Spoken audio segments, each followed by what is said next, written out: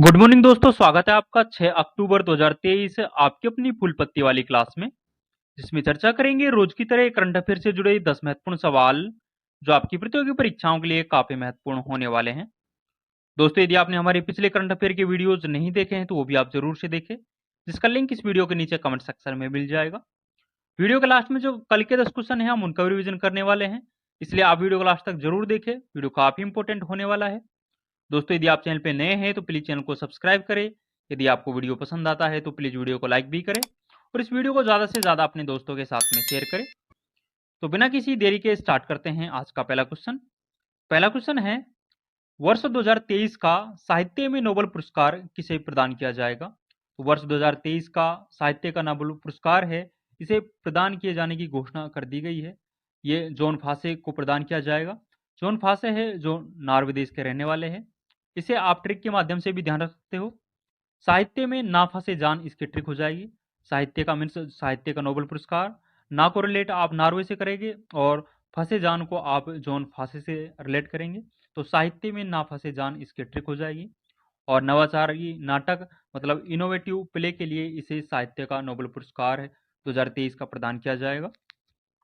यदि साल 2022 का जो नोबेल पुरस्कार था साहित्य का, इसके बारे में बात करें तो ये एनी अर्नोक्स को प्रदान किया गया था और ये फ्रांस के लेखक थे, तो ये भी आपको ध्यान रखना है। इससे पहले भौतिकी, चिकित्सा और रसायन का जो नोबेल पुरस्कार है इसे दिए जाने की घोषणा की जा चुकी है। यदि भौतिकी के नोबेल पुरस्कार के बारे में बात करें तो भौतिकी का जो नोबेल पुरस्कार है ये 3 व्यक्तियों को प्रदान किया जाएगा, जिसमें पियरे एगोस्टिनी, फ्रैंके क्रोजे और एनी एल हुलियर को ये प्रदान किया जाएगा। इसे आप ट्रिक के माध्यम से भी ध्यान रख सकते हो। इसकी ट्रिक हो जाएगी, भांग पीकर फेरे लिए एनी ने प्रकाश के साथ।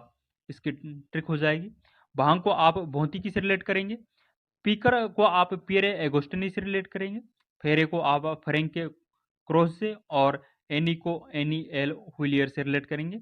और प्रकाश के एटो सेकंड के लिए भौतिकी का नोबेल पुरस्कार है जो 2023 का प्रदान किया जाएगा। चिकित्सा का नोबेल पुरस्कार के बारे में बात करें तो ये 2 व्यक्तियों को प्रदान किया गया है। एक तो कैटलीना कोरिका जो कि हंगरी की रहने वाली है और दूसरा विस्मैन है जो कि अमेरिका के रहने वाले हैं। तो चिकित्सा का नोबेल पुरस्कार 2 व्यक्तियों को प्रदान किया जाएगा। इसे भी आप ट्रिक के माध्यम से ध्यान रख सकते हो। भूखा काका मेरी विस्की दवाई में मिलाकर पी गया, इसकी ट्रिक हो जाएगी। तो भूखा का मीन्स हंगरी, हंगरी आप इंग्लिश से रिलेट करोगे तो हंगरी का जो काका है मतलब कैटलीना कोरिका है, तो कैटलीना कोरिका हंगरी की है।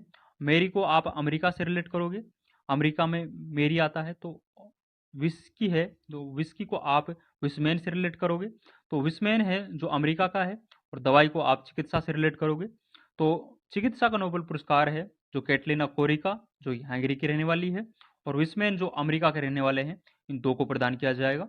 रसायन का नोबेल पुरस्कार के बारे में बात करें तो ये 3 व्यक्तियों को प्रदान किया जाएगा, अलेक्सी एक्िमोव, मोंगी बोबंडी और लोइस ब्रुस को प्रदान किया जाएगा। इसे भी आप ट्रिक के माध्यम से ध्यान रख सकते हो। इसकी ट्रिक हो जाएगी, एलेक्सी 1 टन रसील में गिलाई, इसकी ट्रिक हो जाएगी।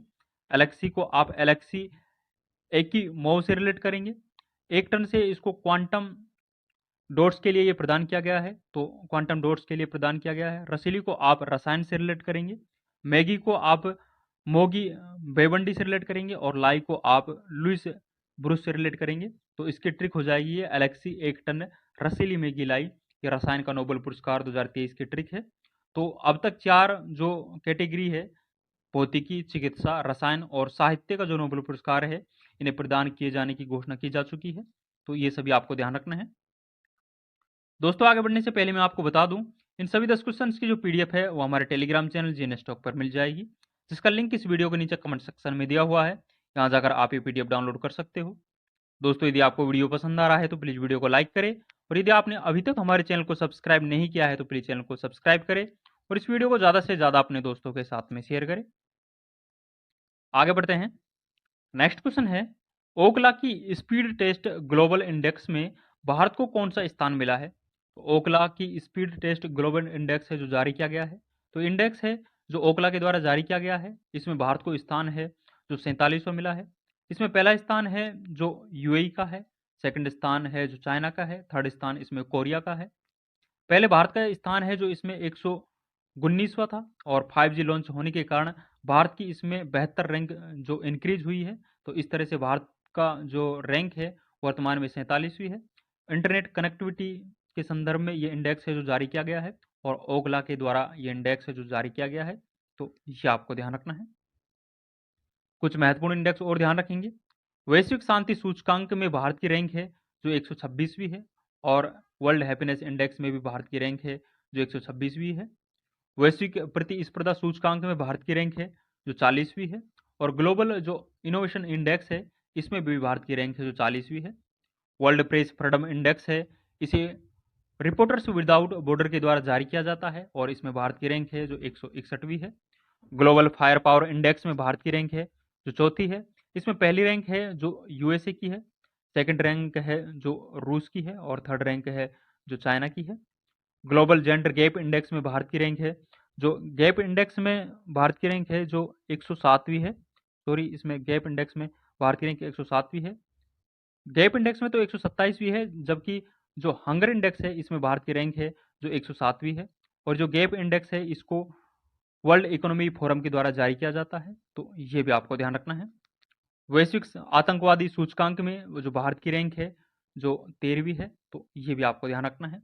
यदि लॉजिस्टिक परफॉर्मेंस इंडेक्स में बात करें तो भारत की रैंक है जो 38वीं है और लॉजिस्टिक परफॉर्मेंस इंडेक्स है इसे वर्ल्ड बैंक के द्वारा जारी किया जाता है। तो ये भी आपको ध्यान रखना है। नेक्स्ट क्वेश्चन देखेंगे। हाल ही में 19वें एशियाई खेलों में स्क्वैश में किसने स्वर्ण पदक जीता है? तो आप सभी को भली भांति पता है कि 19वें एशियाई खेलों का आयोजन है चीन के हांगजो प्रांत में हो रहा है और इसमें जो स्क्वैश में भारत के द्वारा जो स्वर्ण पदक जीता गया है ये दीपिका पल्लिकल और हरिंदर पाल के सिंह के द्वारा स्वर्ण पदक जीता गया है। मलेशिया को हराकर भारत के द्वारा स्वर्ण पदक है जो स्क्वैश में जीता गया है। यदि 19वें एशियाई खेल के बारे में बात करें तो इसमें भारतीय दल का जो ध्वजवाहक है वो लवलीना बोरगोन और मनप्रीत सिंह है जो इसमें भारतीय दल का ध्वजवाहक है और 19वें एशियाई खेलों का जो शुभंकर है वो चैन चैन कोंग लियान लियान इसका शुभंकर है। भारत के द्वारा यदि कल तक की बात करें तो भारत के ने 85 से अधिक पदक है जो जीत लिए हैं जो कि अब तक का बेस्ट स्कोर है।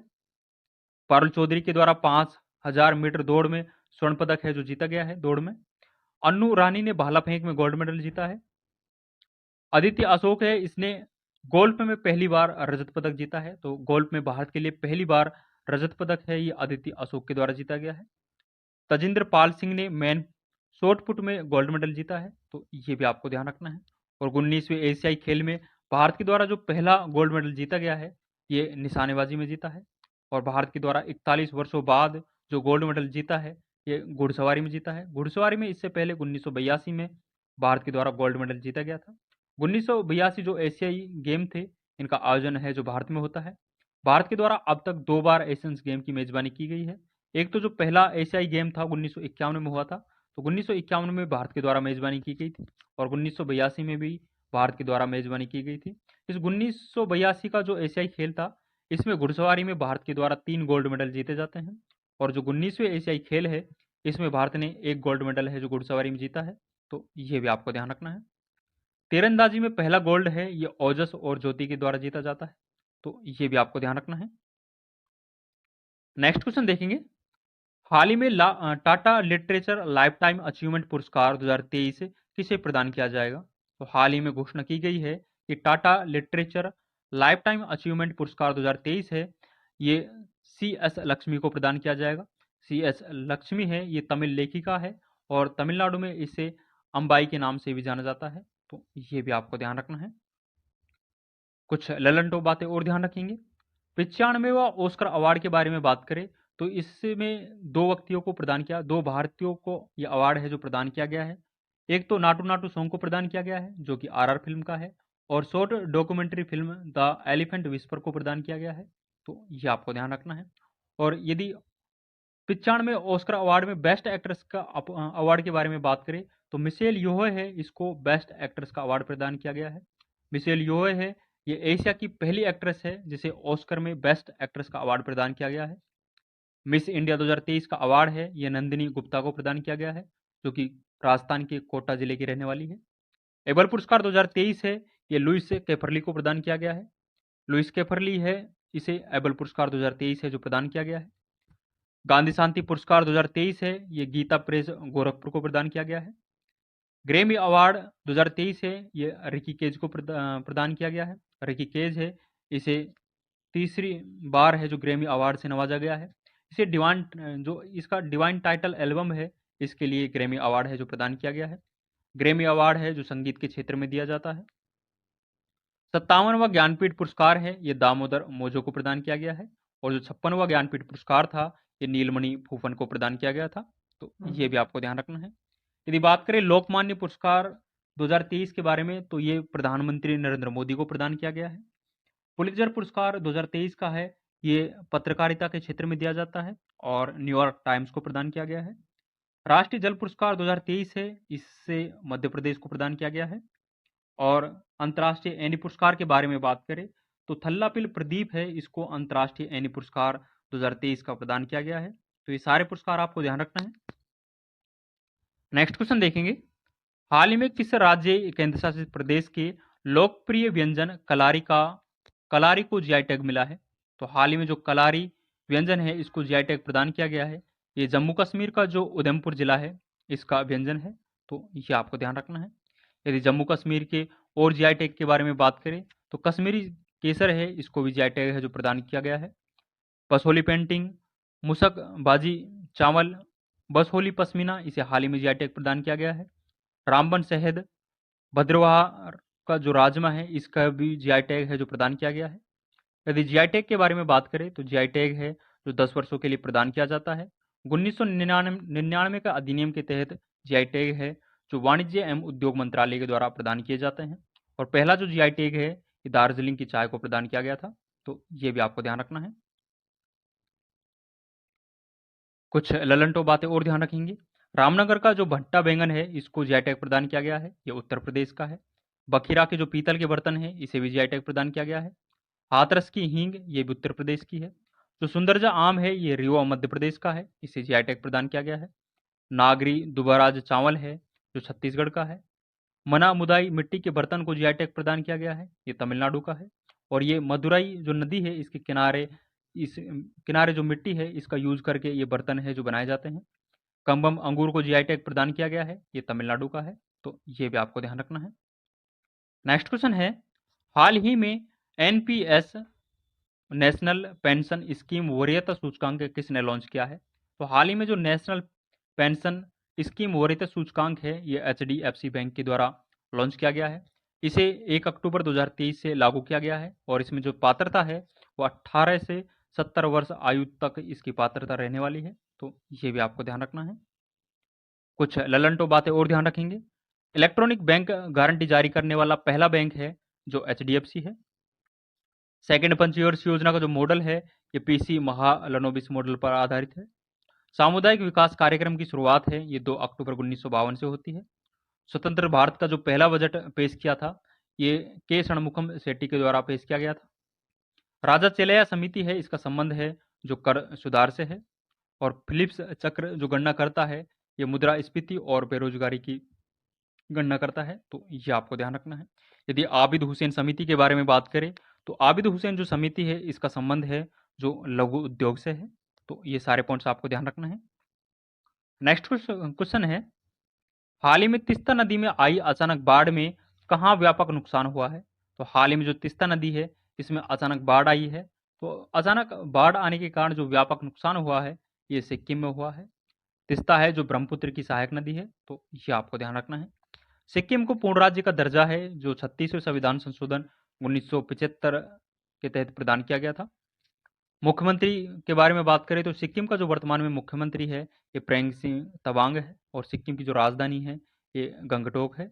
सिक्किम के प्रमुख दर्रों के बारे में बात करें तो नाथुला दर्रा और जेलपला दर्रा है, ये सिक्किम में है। तो ये भी आपको ध्यान रखना है।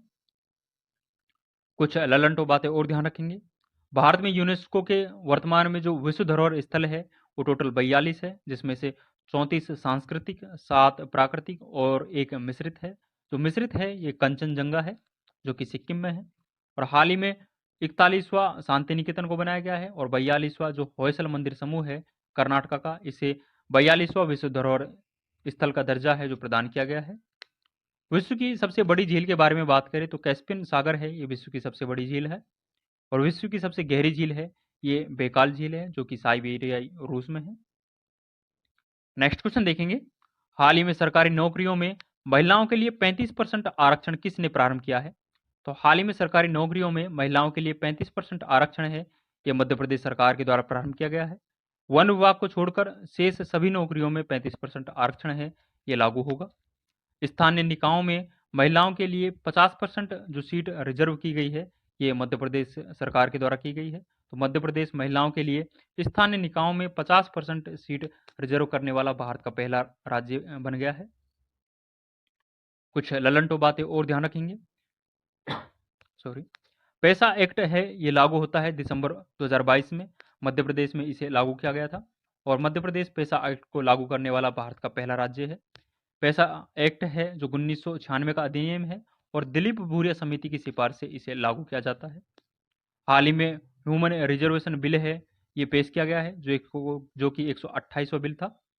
128वां बिल था और हाल ही में ये 106वां संविधान संशोधन विधेयक बन चुका है। इसके तहत महिलाओं को 33% सीट है जो आरक्षित की गई है। ईडब्ल्यूएस को 10% आरक्षण है, जो 103वें संविधान संशोधन के तहत प्रदान किया गया था। लाडली बहना आवास योजना है, ये मध्य प्रदेश सरकार के द्वारा प्रारंभ की गई है, तो ये भी आपको ध्यान रखना है। और मुख्यमंत्री सीखो कमाओ योजना है, ये भी मध्य प्रदेश की है। नेक्स्ट क्वेश्चन है, 2 दिवसीय न्यू लिटरेचर फेस्टिवल कहाँ प्रारंभ होगा?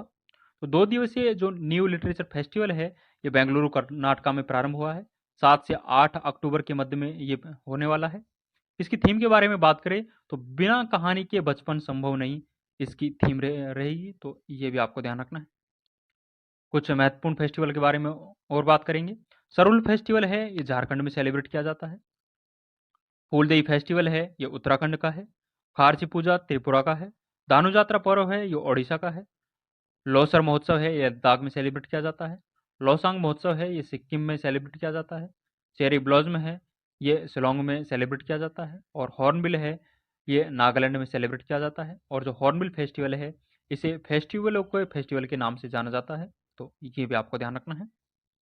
अंतिम क्वेश्चन देखेंगे, हाल ही में भारत सरकार ने राष्ट्रीय हल्दी बोर्ड गठित किया है।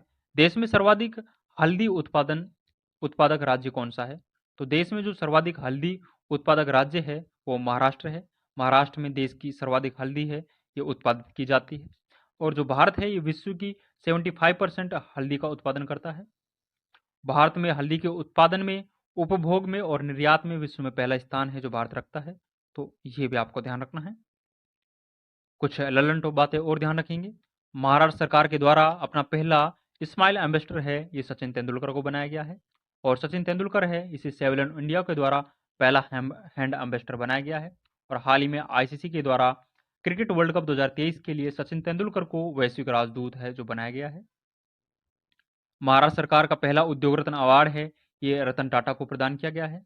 और हाल ही में नमो 11 सूत्री कार्यक्रम है, ये महाराष्ट्र सरकार के द्वारा प्रारंभ किया गया है। और महाराष्ट्र के वर्तमान में मुख्यमंत्री के बारे में बात करें तो एकनाथ शिंदे है जो महाराष्ट्र के वर्तमान में मुख्यमंत्री है, तो ये भी आपको ध्यान रखना है। और आपको कमेंट सेक्शन में बताना है कि वर्तमान में जो महाराष्ट्र के राज्यपाल है इसका नाम क्या है। इसका आंसर आप कमेंट सेक्शन में जरूर बताएं। दोस्तों, ये 10 इंपॉर्टेंट क्वेश्चन हमने आज की डिस्कस किए हैं। जो कल के 10 क्वेश्चन हैं उनका भी एक बार क्विक रिवीजन कर लेते हैं। जिसमें पहला क्वेश्चन था, हाल ही में डब्ल्यूएचओ द्वारा अनुशंसित malaria vaccine R21 matrix M का निर्माता कौन है? तो इसका निर्माता है जो ऑक्सफोर्ड यूनिवर्सिटी और सीरम इंस्टीट्यूट है। नेक्स्ट है, हाल ही में आईसीसी ने पुरुष क्रिकेट विश्व कप 2023 के लिए वैश्विक राजदूत किसे नामित किया है? तो सचिन तेंदुलकर है, इसे आईसीसी के द्वारा क्रिकेट वर्ल्ड कप 2023 के लिए वैश्विक राजदूत बनाया गया है। नेक्स्ट क्वेश्चन है, हाल ही में वर्ष 2023 का रसायन विज्ञान में नोबेल पुरस्कार किस खोज को मिला है? तो क्वांटम खोज के लिए वर्ष 2023 का रसायन विज्ञान का नोबेल पुरस्कार है जो प्रदान किया जाएगा। ये एलेक्सी एकिमोव, मोगी बोबंडी और लुइस ब्रूस को प्रदान किया जाएगा। नेक्स्ट है, हाल ही में जीका और NIIF द्वारा लॉन्च भारत जापान कोष की अधिकृत पूंजी कितनी है? तो इसकी पूंजी है जो 60 करोड़ रुपए है, 60 करोड़ डॉलर है। नेक्स्ट है, हाल ही में अपशिष्ट जल उपचार के लिए मिमेटिक एंजाइम का विकास किसने किया है? तो मिमेटिक एंजाइम है, इसका विकास Indian Institute of Science Bengaluru के द्वारा किया गया है। नेक्स्ट है, प्रतिवर्ष विश्व अंतरिक्ष सप्ताह कब मनाया जाता है? तो ये 4 अक्टूबर से 10 अक्टूबर के मध्य में सेलिब्रेट किया जाता है। नेक्स्ट क्वेश्चन है, हाल ही में चर्चा में रहे प्रोजेक्ट उद्धव का संबंध किससे है? तो प्रोजेक्ट उद्धव है, ये भारतीय सेना के द्वारा प्रारंभ किया गया है। नेक्स्ट क्वेश्चन है, हाल ही में 19वें एशियाई खेलों में तीरंदाजी स्पर्धा में पहली बार स्वर्ण पदक है जो किसने जीता है? तो ज्योति सुरेखा और ओजस देवताले के द्वारा पहली बार तीरंदाजी स्पर्धा में स्वर्ण पदक है जो 19वें एशियाई खेलों में जीता है। नेक्स्ट क्वेश्चन है, प्रतिवर्ष विश्व शिक्षक दिवस कब मनाया जाता है? तो प्रत्येक साल जो विश्व शिक्षक दिवस है ये 5 अक्टूबर को सेलिब्रेट किया जाता है और राष्ट्रीय शिक्षक दिवस है ये 5 सितंबर को सेलिब्रेट किया जाता है। अंतिम क्वेश्चन है, हाल ही में जीआई टैग प्राप्त बसहोली पश्मीना क्राफ्ट का संबंध किससे है?